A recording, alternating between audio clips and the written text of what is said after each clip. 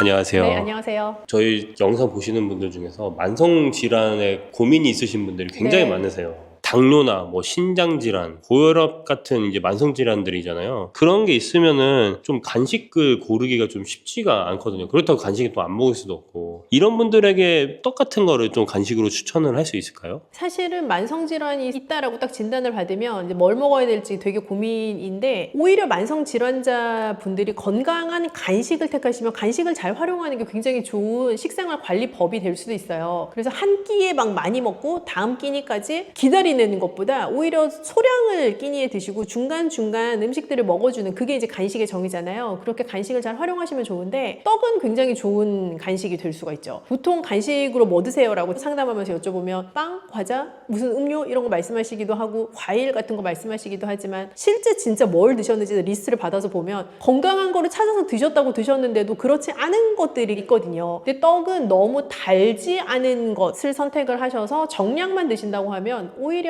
다른 것보다 건강한 간식이 될 수 있어요. 근데 신장 질환이 있는 사람들은 단백질이나 칼륨 섭취를 조심해야 된다고 했잖아요. 떡도 어떻게 보면 거의 쌀이 들어있으니까 단백질이나 이런 게 좀 들어있을 수 있는데, 그 신장 질환 환자분들한테도 그 떡이 좀 괜찮나요? 쌀이라는 이제 재료는 여러 곡류 중에 가장 단백질이 낮은 곡류에 해당을 할 수가 있어요. 그래서 떡의 주재료는 뭐 맵쌀이든 찹쌀이든 여하튼 흰 쌀 자체가 떡의 주재료인 경우가 많아서, 그 흰쌀로 만들어진 떡 자체는 오히려 신장 질환자분들이 정량 드셨을 때 좋은 간식으로 선택을 할 수 있는 요소가 되죠. 팥이나 콩이 들어간 떡 같은 경우는 좀 칼륨이 높을 수 있잖아요. 떡 종류를 생각해 보시면 백설기 이런 것처럼 딱 하얗게 딱 그것만 보이는 떡 말고 팥, 콩, 견과 이런 것들이 많이 붙어있는 찰떡 이렇게 부르는 떡들 있잖아요. 그래서 그런 떡이 일반 건강인들한테는 되게 좋은 간식인데, 신장질환이 있으신 분들에게는 조금 부담스러운 선택이 될 수가 있어요. 왜냐하면 일반 쌀에 비해서 팥, 콩, 견과 이런 재료들은 단백질 함량도 좀 높고 칼륨 함량도 좀 더 높을 수 있어서 신장에 부담을 줄 수가 있거든요. 그래서 그런 떡보다는 오히려 조금 더 심플한 재료로 만들어진 떡을 고르시면 더 좋을 것 같아요. 근데 제가 이제 이런 컨텐츠를 하다 보면서 팥이나 이런 것들이 신장에 좀 도움이 될 수 있는 부분이 약간 이뇨작용을 좀 해가지고 그럴 수 있다라고도 했었는데, 여기서는 좀 다를 수 있나요?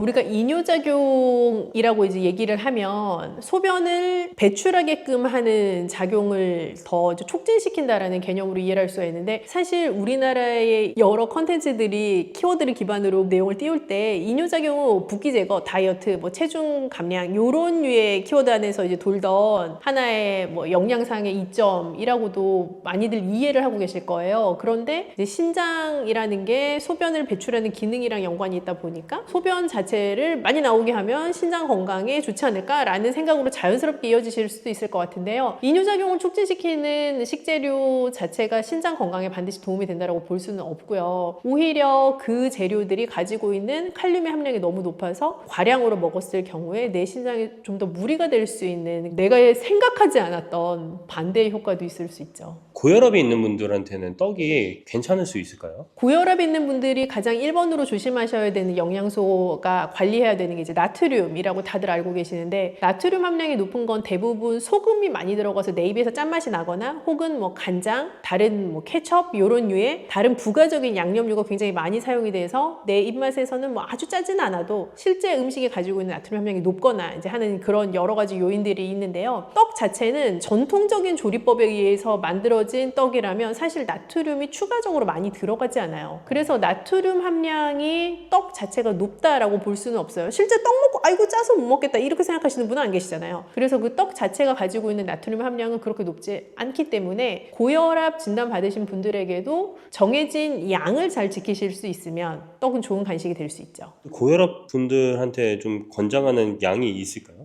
근데 고혈압 진단받으신 분들뿐만 아니라 모든 이제 만성질환 가지고 계신 분들에게 떡을 어느 만큼 먹어도 되냐라고 저에게 물으신다면, 저는 그냥 심플하게 찹쌀떡 1개가 하루에 드실 수 있는 양의 크기다라고 말씀드려요. 그래서 70g? 조금 더 내가 나를 허용해보겠어 한다면 한 100g? 이렇게 정도 왔다 갔다 하게 드실 수 있을 것 같아요. 좀 개인적으로 생각이 드는 건 그 정도 한두 개는 너무 좀 감칠맛 나는 것 같아서. 그쵸. 이제 사람의 모든 것이 다 선택이지 않습니까? 그래서 조금 건강하게 드실 수 있는 방법을 택한다면 앞으로는 만성 만성질환 진단을 받으셨든 아니든 상관없이 정해진 양, 내가 정한 양을 내가 지켜보겠다라고 생각하시는 건 굉장히 좋은 식생활 지침이에요. 그래서 만약에 저 같으면 하나를 먹을 거면 진짜 맛있게 먹고 싶을 것 같아요. 그래서 그런 떡을 진짜 맛있게 딱 한 조각만 먹을 수 있다면 진짜 맛있게 먹을 수 있는, 더 건강하게 먹을 수 있는 그 하나의 방법이 있다면 좋을 것 같아요. 일단 내가 좋아하는 떡이 무엇이냐에 따라 조금 다를 것 같은데 소도 좀 이렇게 있고 단맛도 나고 이런 떡을 좋아하시는 분이라면 약간 우리 왜 다이어트 할 때 치팅데이 하잖아요. 그런 것처럼 내가 그거를 먹어도 되는 요일을 정하시면 좀 기다려지지 않을까요? 그런 생각도 들고 그냥 담백한 떡을 뭐 예를 들어서 조청에다가 찍어 먹는 걸 즐기시는 분이라면 많이 찍으면 맛있겠죠. 근데 그렇게 계속 먹을 수는 없고요. 조금 내가 곁들이는 것도 좀 조심하시고 내가 먹을 수 있는 양을 스스로 잘 지킬 수 있는 나만의 어떤 방법을 세팅해 나가시면 좋을 것 같아요. 그래서 떡 자체는 어찌되었건 탄수화물에 해당하는 간식류라고 보실 수가 있거든요. 그래서 탄수화물에 밀집되어 있는 어떤 음식을 먹고 나면 혈당이 생각보다 가파르게 올라가는 부작용이 있을 수가 있는데 그 혈당 상승을 기울기를 좀 완만하게 해줄 수 있는 다른 짝꿍 음식을 뭘 먹느냐에 따라 좀 달라질 수가 있어요. 그래서 떡 드실 때도 단백질 혹은 식이섬유가 많은 무언가 아니면 약간의 지방질이 있는 무언가를 같이 드시게 되면 혈당의 상승 속도를 그렇게 급격하게 올리지 않고 조금 완만하게 상승시켜주는 효과가 있죠. 그럼 마지막으로 냉동 보관을 하잖아요.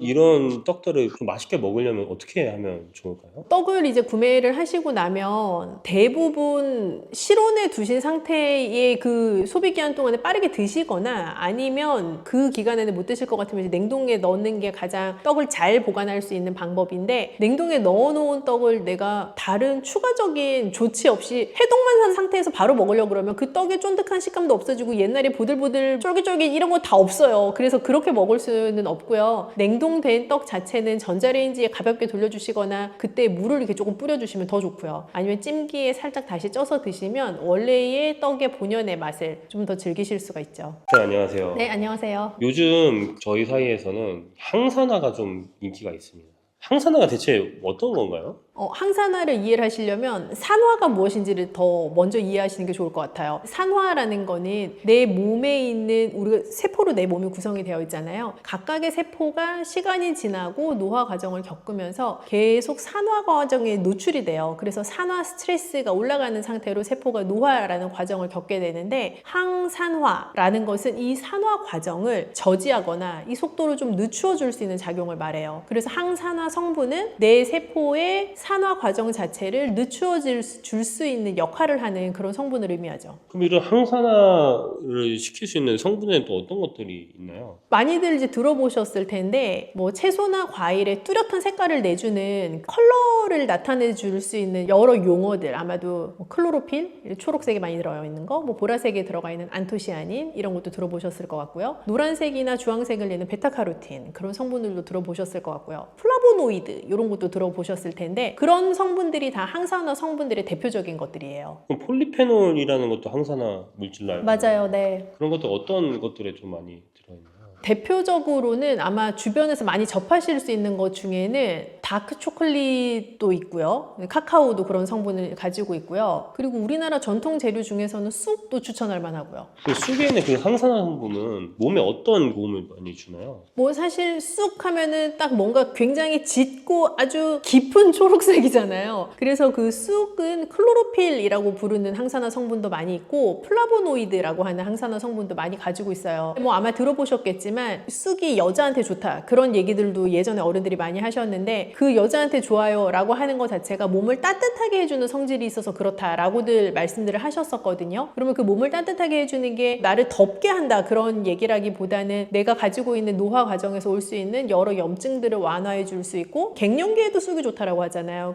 뭔가 나이가 들어가면서 여성분들이 겪을 수 있는 여러 작용들에 뭐 쑥이 좀 도움이 될 수 있다라는 의미로 예전 한방에서 말씀을 하셨던 것 같아요. 그렇게 생각하면 쑥에 들어가 있는 항산화 성분들의 효과는 나의 항산화 효과의 일반적인 것들처럼 특히 여성들에게 있어서 나의 어떤 세포의 노화 과정을 조금 더 늦추어 줄 수 있는 그런 효과라고도 볼 수 있겠죠. 초콜릿 속에 카카오 같은 경우도 스트레스 완화라든지 항산화가 있다고 했는데 이거에 대한 과학적 근거도 있나요? 정말 스트레스 받을 때 단 거 땡긴다 그런 말씀 하시는 분들 계시잖아요. 그래서 사실은 내가 정신적인 스트레스가 누적되었을 때 단 것 것을 먹음으로써 나의 기분을 좋게 하고 그 스트레스를 좀 누그러뜨리고자 하는 또 심리적인 보상 효과 같은 게 있는 이제 반영된 말인데, 실제 초콜릿, 특히 닥 초콜릿에서는 그 정신적인 스트레스를 조금 부드럽게 풀어줄 수 있는 효과를 볼 수가 있다라는 연구 결과들도 있어요. 그래서 다크 초콜릿에는 플라바놀이라고 부르는 성분이 많이 있기도 하고 테오브로민이라고 부르는 성분들도 꽤 많이 들어가 있는데, 그런 성분들 자체가 쑥과는 다른 형태의 항산화 성분들이고, 그게 나의 정신적인 스트레스에 노출되면 산화 속도가 빨라지거든요. 그걸 좀 끌어내려줄 수 있는 역할을 하죠. 재료가 방금 두 개가 나왔는데 두 개에서 전부 다 다른 성분의 항산화 성분들이 많이 있는 것 같은데, 이런 성분들 중에서 뭐 어떻게 보면 항산화에 가장 효과가 있는 성분이라든지 그런 게 또 따로 있을 수 있을까요? 뭐 성분이라기보다는 요즘 많이 뭐 말차가 되게 유행을 하는데요. 뭐 말차, 녹차 이렇게 짙은 초록색이잖아요. 그런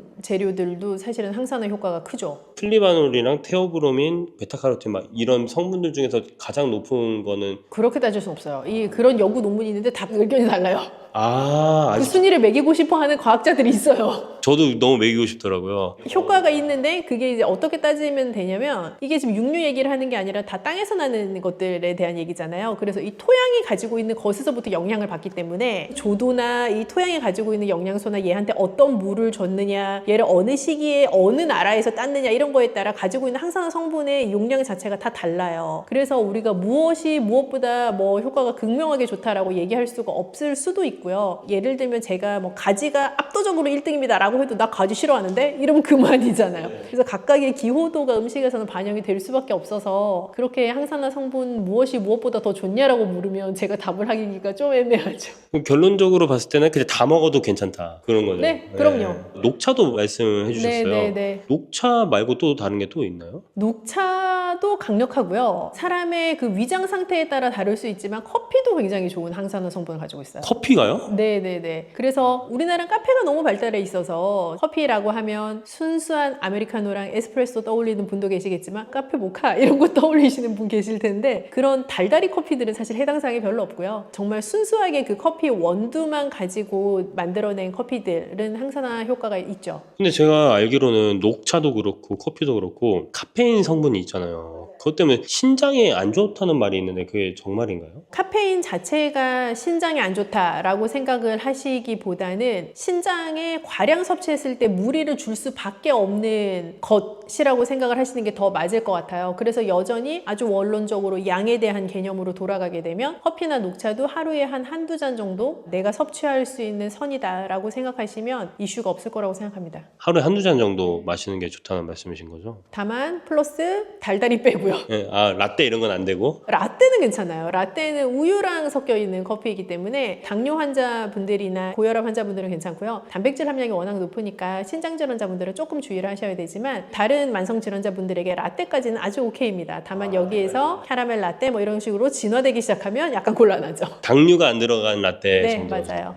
항산화제란 영양제가 있잖아요. 폴리페놀이랑 안토시아닌 같은, 아예 걔네만 먹는 거랑 음식을 통해서 항산화제를 섭취하는 거랑 차이가 좀 있을까요? 어떤 성분 하나의 단일 성분을 이렇게 추출해낸 혹은 정제해내었거나 합성을 해낸 그런 영양제 제품 같은 경우는 아주 고용량으로 특정한 성분을 먹을 수 있다는 장점이 있기는 하지만, 우리가 자연에서 오는 식재료를 통한 복합적인 효과를 누릴 수는 없죠. 예를 들어서 내가 가지를 먹어서 안토시아닌을 섭취했다라고 한다면, 내가 안토시아닌만 추출해서 먹은 것이 아니라 가지에 들어가 있는 여러 비타민, 무기질들을 같이 먹을 수 있는 거고, 또 그 가지를 먹으면서 옆에 곁들여 먹었던 또 다른 짝꿍 음식들이 있겠죠? 그리고 그 음식을 함께 누군가와 즐겁게 먹었다면 그렇게 무드에서부터 오는 나에게 새로운 즐거움의 포인트가 또 있잖아요. 영양제로 섭취하는 거는 그런 먹는 행위에서부터 오는 복합적인 즐거움들을 가지고 올 수는 없다라고 생각을 하고요. 섭취했을 때 실제 대사되는 어떤 속도나 효능감 같은 것이 반드시 자연적인 식품에서 온 것과 동일하지 않을 수 있기 때문에 저의 무조건 1번은 음식을 통해서 섭취하는 게 1번입니다. 신장질환자나 이런 분들이 항산화 식품 먹는 걸 오늘 많이 배웠는데, 그런 분들한테 좀 추천할 만한 말이 있다면? 항산화 성분이라는 거는요, 어떤 질환이든 뭐 건강인이든 상관없이 누구에게나 필요하고 누구에게나 추천할 만해요. 그래서 과일이나 채소를 고르신다면 색이 뚜렷한 거, 다양한 색깔로 섭취할 수 있는 기회를 나 스스로에게 주시면 좋을 것 같고요. 다만 신장 질환자분들께서 주의하셔야 되는 포인트는 항산화 성분이 높은 재료일수록 우리가 배웠다시피 칼륨 함량도 높을 수 있고, 그래서 그 성분들의 좋은 것만 딱 떼놓고 먹을 수가 없으니까 드시는 양에 있어서 잘 조절해 나가시면 즐거운 식생활 하실 수 있을 것 같습니다.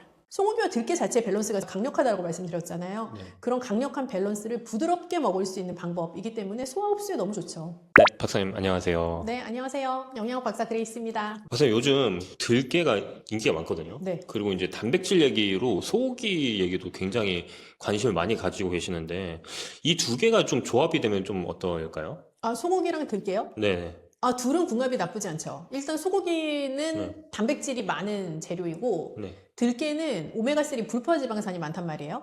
물론 소고기만도 사실 굉장히 영양 밀도가 높고 영양가가 좋은 식재료인 거는 맞아요. 그런데 소고기에 있는 기름은 포화지방, 들깨는 불포화지방산이 많으니 둘이 딱 합쳐지면 아주 맛의 보완뿐만 아니라 영양소 밸런스가 좋죠. 사실 강력한 것 같은데요. 그 이 두 개랑 같이 조합되는 포화지방산과 불포화지방산이라고 네. 말씀을 해주셨는데 그거 말고도 좀 소고기에는 좀 단백질이 좀 많이 있잖아요. 네네네. 뭐 적정량의 단백질을 이제 꾸준히 드시라라는 지침을 몇 번 드렸었는데 그럴 때 쓰기 딱 좋은 재료가 이제 소고기죠. 근데 다만 기름기가 적은 부위를 선택하시는 게 중요하죠. 소고기 기름은 포화지방이 많으니까요. 그래서 기름기가 적은 살코기 소고기를 선택을 하셔서 드시면 굉장히 양질의 단백질로 드실 수 있고 무엇보다 소고기에는 철분 함량이 높아요. 그래서 빈혈이 있기가 쉬운 어르신들한테도 소고기는 단백질도 채워주고 철분도 채워줄 수 있는 또 빈혈도 예방해줄 수 있는 그런 좋은 재료죠. 기름기가 적은 살코기 부위는 어떤 부위가 있을까요? 안심? 안심. 네. 그러면은 이런 소고기가 이제 단백질, 근육 이런 쪽에 도움이 된다고 했는데 네. 어르신들 같은 경우는 하체 근육이 급격하게 빠지잖아요. 나이가 그렇죠. 들면 들수록 네. 하체 근육을 지키는데 좀 더 도움이 될 수 있을까요? 뭐 하체 근육으로 먹은 소고기가 다 간다 말씀 못 드리고요. 네. 우리가 특정 부위의 근육은 운동을 해서 키워야죠. 근데 이제 다만 단백질을 양질로 잘 드시는 거는 운동과 함께 굉장히 중요한 이제 근육 건강에 중요한 요소이기 때문에 흡수율도 좋은 단백질로 소고기는 아주 좋은 식재료예요. 근데 이런 단백질 같은 걸 먹었을 때 좀 연골이나 이런 쪽이랑도 연관이 있을 수 있을까요? 그럴 수도 있죠. 근데 뭐 소고기를 먹게 되면은 이제 철분 함량도 높지만 소고기와 함께 곁들이는 다른 음식을 통해서 뭐 칼슘도 충분히 드실 수 있고 마그네슘도 섭취할 수 있고 하니까요. 그런 것들이 다 힘을 합쳐서 이제 연골도 튼튼하게 해줄 수 있는 역할을 하는 거죠. 소고기 이런 고기류를 듣기만 해도 많이 먹어야겠다는 생각이 드네요. 그러면은 들깨 얘기를 좀 해보고 싶은데 들깨에 있는 몸에 좋은 기름이 심장과 관절에 어떤 도움이 되는지. 저는 그 순댓국 먹을 때 들깨 이렇게 들깨 가루? 빻은 거. 예. 그건 이제 들깨 가루고 네네. 우리가 보통 깨라고 하면 우리 머릿속에 있는 깨는 참깨란 말이에요. 이렇게 아, 네네. 약간 작은 물방울 같이 생긴 거. 맞아요, 근데 맞아요, 맞아요. 들깨는 동그랗게 생겼어요. 점처럼 동그랗게. 그래서 그래서? 들깨 가루만 보신 분들은 들깨의 원래 모양을 잘 모르시고 참깨랑 비슷하다고 생각하실 수 있는데 특히 젊은 분들은 네. 들깨는 아주 동그랗게 생긴 깨예요. 그래서 들깨를 거피를 하냐 그렇지 않느냐에 따라서 이제 들깨 가루의 고운 정도도 달라지기도 하는데요. 들깨 가루로 드셔도 들깨가 가지고 있는 오메가3의 영양은 그대로 다 많이 드실 수가 있고 통 들깨로 드셔도 좋고요. 그래서 들깨 자체가 가지고 있는 오메가3의 이점을 잘 노리려면 통 들깨, 들깨 가루, 들기름 다 괜찮아요. 네. 통으로 먹는 건 좀 소화에 불편하실 것 같다는 생각이 들어요. 그래서 제가 들깨의 이점은 통 들깨, 들깨 가루, 들기름 다 해당 사항이 있다라고 방금 말씀을 드렸는데 어떻게 보면 개인 취향이기도 하고 뭐 요리의 용도에 따라서 다르기도 하고요. 들기름 같은 경우는 마지막에 그 들기름의 향을 살짝 내고 싶을 때 쓰는 재료라면 들깨 가루는 말씀하신 것처럼 뭐 순댓국에 넣어 먹는 재료이기도 하고 혹은 뭐 들깨 죽을 끓일 때에도 들깨 가루로 끓일 수 있기도 하고요. 근데 통 들깨는 고명처럼 올라가는 가니쉬의 느낌이기도 하고요. 또 씹는 식감도 주는 재료여서 세 가지를 적절하게 잘 사용하시면 들깨의 이점을 잘 써먹으실 수가 있죠. 소고기, 들깨, 죽 그냥 먹었을 때랑 죽으로 먹었을 때 그 차이점이 좀 있을까요? 영양적으로? 우선 소고기 들깨 죽을 만약에 끓인다라고 하면 우선 소고기를 잘게 다져서 이제 볶아가지고 쓰게 되는데 고기 자체도 이게 힘줄로 다 들어가 있는 단백질 덩어리잖아요. 네. 그래서 그거를 잘게 만들게 되면 아무래도 드시는 분들의 소화 흡수를 훨씬 더 용이하게 해주는 조금 더 쉬워지는 재료가 되는 거죠. 내 몸 입장에서는 단백질을 더 잘 받아들일 수 있는 재료가 되고 그걸 가지고 좀 볶다가 이렇게 푹 우려낸 국물 육수에다가 죽을 끓이는 거니까 소고기의 영양소를 충분히 다 섭취할 수 있다는 장점이 있고요. 들깨 가루를 같이 넣어서 죽을 쓰든 아니면 통 들깨를 이용을 하시든 소고기와 들깨 자체의 밸런스가 제가 아까 강력하다고 말씀드렸잖아요. 네. 그런 강력한 밸런스를 부드럽게 먹을 수 있는 방법이기 때문에 소화 흡수에 너무 좋죠. 들은 걸로 봤을 때는 소고기죽 할 때는 소고기를 좀 이렇게 잘게 썰어서 하신다고 했는데 거의 다진다시피 해야죠. 아, 다지다시피 네. 그런 방법 외에도 좀 이 소고기 들깨죽을 만들었을 때 맛있고 좀 영양가 있게 만들어 먹을 수 있는 방법이 있을까요? 우선 우리가 소고기 국을 끓인다고 가정하면 이 소고기를 어떻게 맛있게 육수를 내느냐가 중요하잖아요. 소고기 들깨죽도 결국에는 비슷한데 잘게 다진 소고기를 뭐 참기름도 좋고요. 근데 살짝 이렇게 볶아서 겉면을 볶고 나면 고기가 안에 육즙이 탁 생기잖아요. 그 상태에서 물을 부어서 다진 소고기에 육수를 낸다라는 생각으로 하시다가 뭐 불려서 갈아 놓은 쌀 넣어서 푹 약불에 끓여내고 거기에다가 들깨가루 같은 거 추가하셔가지고 들깨 향과 영양소를 딱 넣으시면 완벽하죠. 넣는 순서도 소고기를 먼저 넣고 물 네. 넣고 쌀 갈은 걸 넣고 마지막에 들깨가루를 네, 들깨가루 넣으시고 그렇게 하면 좋죠. 그럼 여기다가 좀 얘를 더 맛있게 그런 재미를 더 더할 수 있는 재료가 있을까요? 일단 통들깨 너무 좋고요. 그리고 통들깨 자체는 이제 식이섬유를 가지고 있지만 다른 재료들 뭐 들깨 가루를 넣는다거나 한다고 해서 식이섬유가 확 올라가는 건 아니어서 저는 버섯 같은 것도 같이 넣기 참 좋은 재료라는 생각이 들어요. 버섯. 식이섬유 추가할 수 있고 좀 향미도 더 얹을 수 있고요. 마늘이나 파 같은 건 어떤가요? 마늘이나 파도 뭐 소고기 볶을 때 같이 넣으셔도 좋고 조금 더 향미를 가미해주는 효과는 충분히 있다라는 생각이 들고요. 파보다는 마늘 낫지 않을까 싶어요. 간할 때는 어떻게 하면 좋을까요? 소금을 넣으면 좋을까요? 아니면 소금도 괜찮고 근데 소고기 자체가 가지고 있는 감칠맛이 있으니까 그 감칠맛을 더 올려주려면 뭐 국간장으로 살짝 간을 하셔도 좋아요. 약간 소고기 국 끓일 때 뭘로 간하면 맛있지라고 생각해 보시면 그거랑 비슷한 원리라고 생각하시면 될 것 같아요. 아, 그렇군요. 한번 기대가 됩니다. 어떤 맛일지. 그럼 소고기 들깨죽을 먹을 때 하루에 적정량이나 좀 주의할 점이 있으면 좀 설명해 주시면 좋을 것 같아요.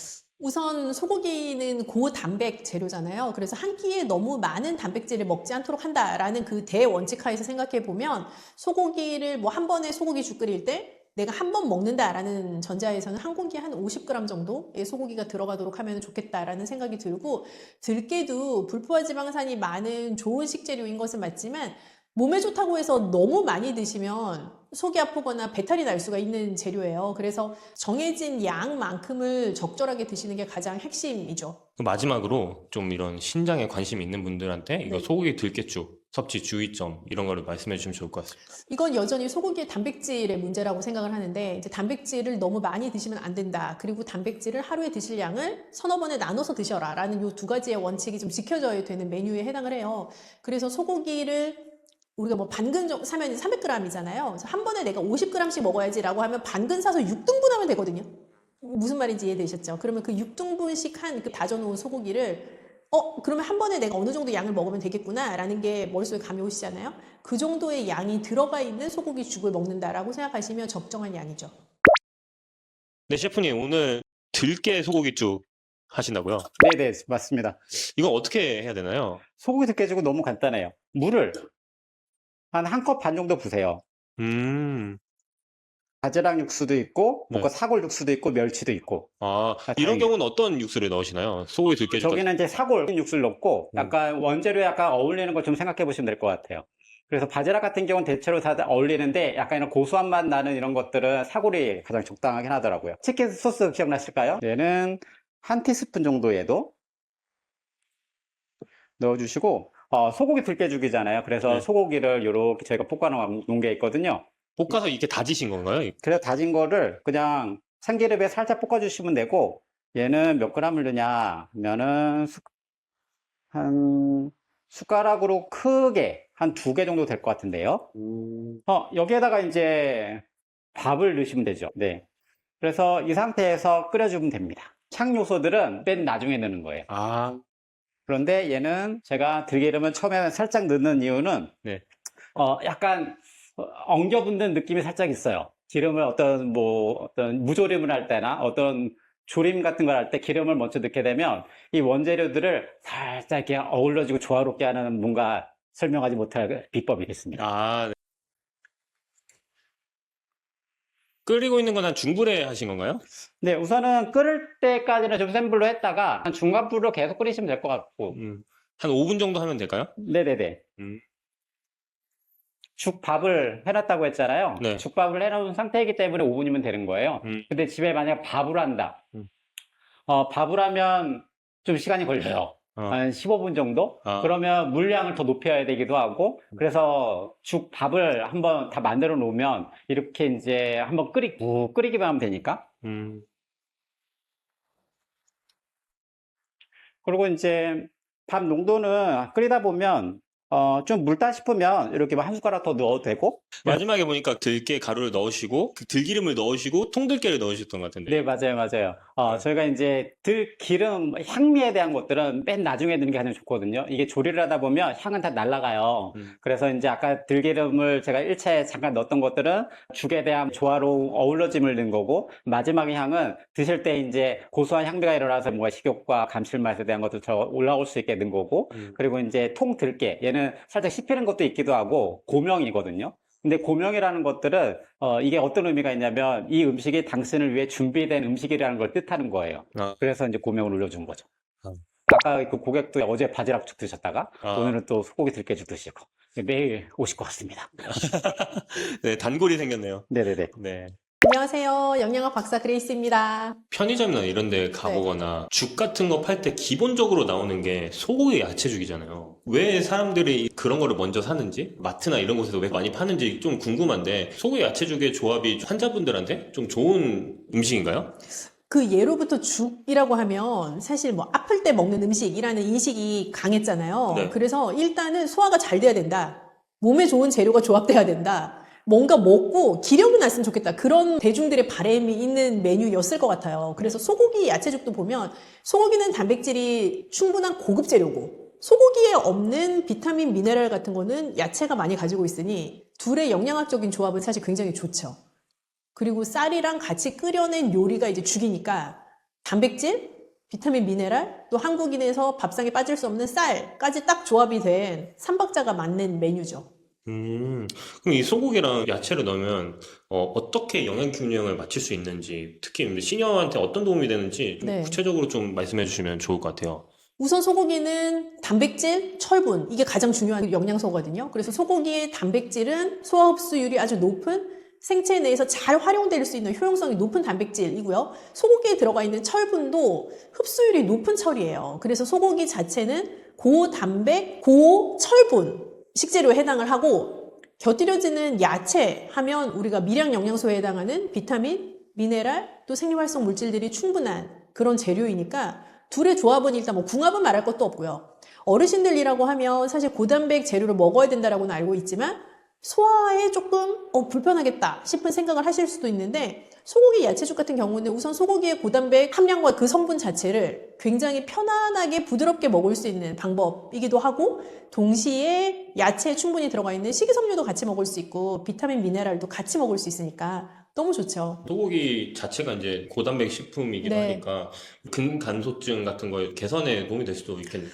개선에 도움이 된다라는 개념보다는 근감소증이 최대한 늦게 올 수 있게 도움을 줄 수 있는 재료인 것은 맞죠. 예방적인. 네, 고단백 제품이면서도 동시에 내가 어떤 부위를 선택하느냐에 따라서는 또 지방 함량을 최소화해서 섭취할 수 있는 식재료가 소고기이기 때문에 또 단백질을 꾸준히 뭐 조금 양질로 섭취하셔야 되는 분들이라면 소고기는 너무 추천하는 재료이죠. 혈압 관리에도 좋을 것 같아요. 일단 소고기 야채죽이라는 메뉴에서부터 시작해보면 야채 자체가 가지고 있는 효과를 다 누릴 수 있는 메뉴여서 혈압 관리에도 도움이 되죠. 소고기와 야채를 한 솥에 끓였을 때 너무 오래 끓이면 좀 영양 손실이 있을 것 같거든요. 야채는 그렇죠. 그래서 소고기를 먼저 볶아서 그 소고기 자체를 육수를 내는 느낌으로 푹 우리셨다가 거기에 쌀을 넣고 마지막에 채소를 넣으시면 채소 가지고 있는 영양소는 다 지킬 수 있고 맛도 또 씹히는 식감도 다 지킬 수 있으면서 소고기가 가지고 있는 단백질 영양소는 부드럽게 먹을 수 있는 좋은 방법이죠. 그럼 이런 거를 끓였을 때 그럼 불 강도는 어느 정도로 해놓으면 좀 좋을까요? 너무 이렇게 세게 끓이면 안 되고요. 네. 그러니까 중약불? 중약불 한 몇 분 정도가 좋을지. 일단 소고기를 잘게 다져서 이제 볶은 다음에 물을 넣어서 육수를 낸다고 생각하면 그 중약불에서 한 뭐 15분 정도 육수를 푹 내시면 좋을 것 같고, 거기에다가 불려놓은 쌀을 갈고 그걸 넣어서 다시 한 15분 정도 푹 끓이셨다가 또 채소를 넣어가지고 5분 정도 끓여서 마무리하면 좋을 것 같아요. 집에서 소고기 네. 야채죽을 끓이고 싶을 수 있잖아요. 그럴 때 좀 맛있게 끓이는 방법이나 좀 재료 응용법? 그런 비법이 있으면 좀 좋을 것 같습니다. 먼저 소고기를 볶으실 때 참기름을 살짝 둘러서 볶으시면서 뭐 기호에 따라서 마늘 같은 거 살짝 넣으셔가지고 볶아도 너무 좋고요. 그리고 일단 소고기의 육수를 내는 게 얘는 사실 맛의 핵심이기 때문에 중약불로 뭉근하게 끓여서 소고기의 맛이 육수에 충분히 우러나도록 한 다음에 쌀과 채소를 넣으시면 좋은데요. 소고기 간 하듯이 국간장 같은 거 넣으셔도 너무 좋아요. 그리고 맹물을 넣지 않고 육수를 넣으셔도 되고요. 멸치 육수 같은 거요. 야채는 어떤 걸 넣으면 좋을까요?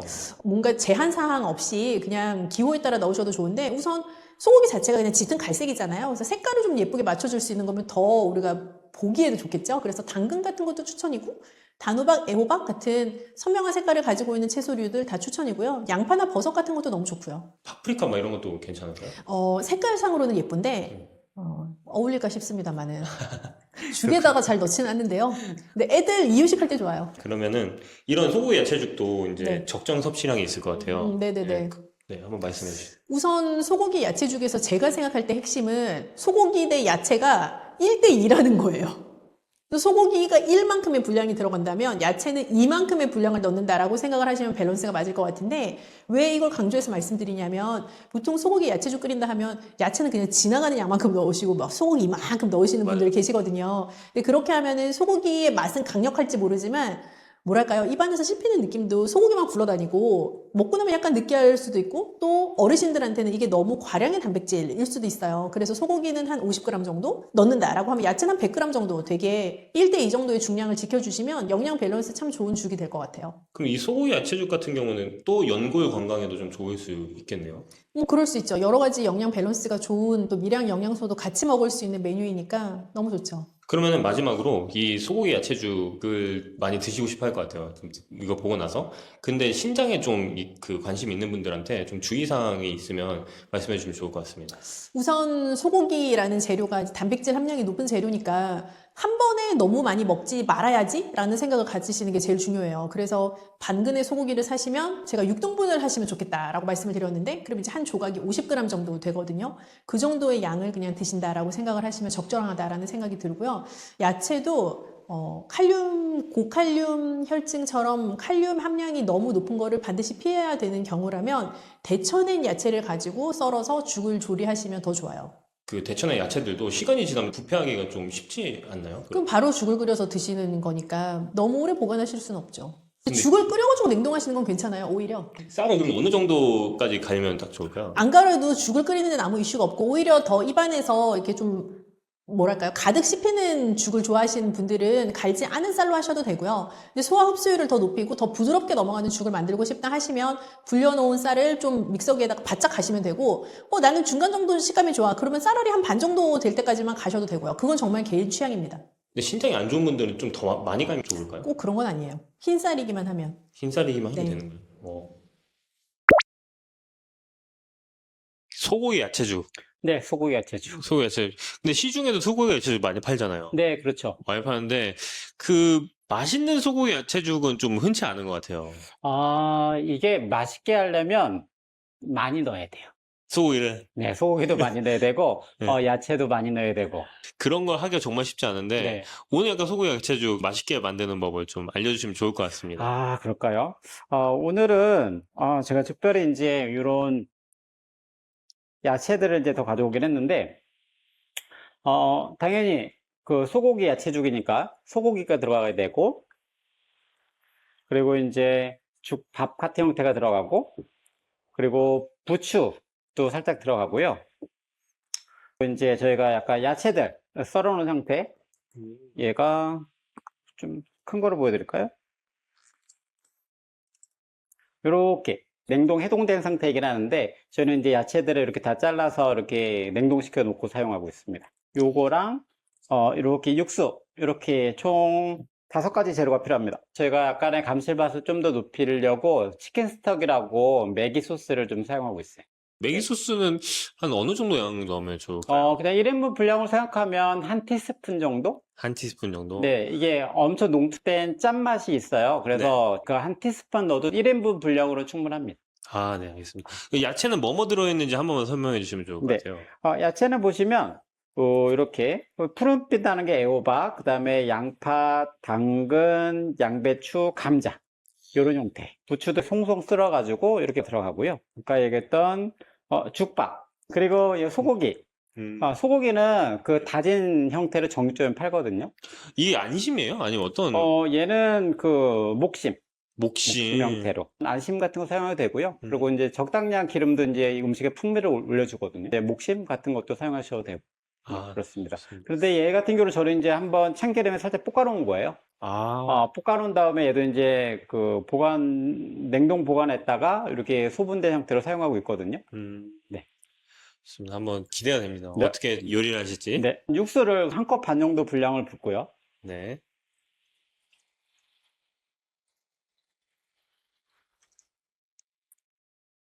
그리고 야채를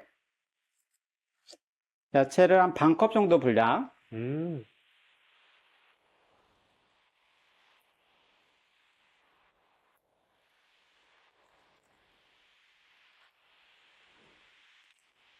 그리고 부추는 맨 나중에 넣을 거고요. 그리고 밥도 아까 육수와 동일하게 한 컵 반 정도 넣으시면 됩니다.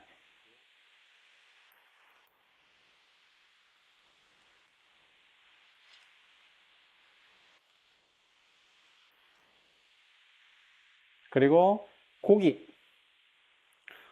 한 반 컵 정도 분량 생각하면 될 것 같고요.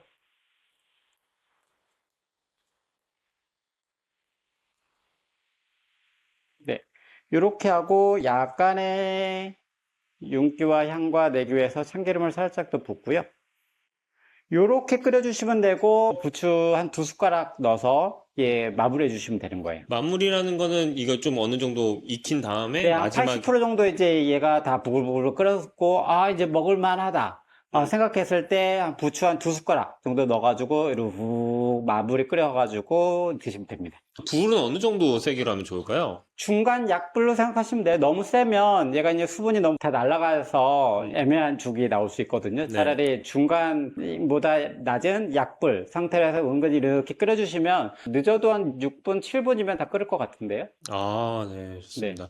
이거 정말 좋은 노하우를 좀 많이 알려주신 것 같은데 되게 간단한 보여도 네. 실제로 먹으면은 셰프님이 해주신 맛이랑 다를 수도 있을 것 같아요. 그렇죠. 그럴 때는 제가 봤을 때 아무래도 이게 오리지널을 좀 한번 맛보고 해보는 게 좋을 것 같은데. 그렇죠. 네. 여기서 한번 먹어보면 좋을 것 같거든요, 제 생각에는. 네네네. 강원도 원주에 있고요. 네. 원주 내에서도 혁신도시 아, 위치하고 있습니다. 여기 죽집 이름이 뭔가요? 태평죽이라고 합니다. 태평주. 네. 아, 여기 찾아오려면 원주로 오면 되고. 네네네. 배달도 혹시 되나요? 네. 배민과 쿠팡 이츠 네. 전화주시면 포장 주문되고 네. 매장도 깨끗하거든요. 오셔가지고 식사하셔도 되고요. 오리지널 한번 맛보러 한번 네. 와보도록 하겠습니다. 감사합니다. 네.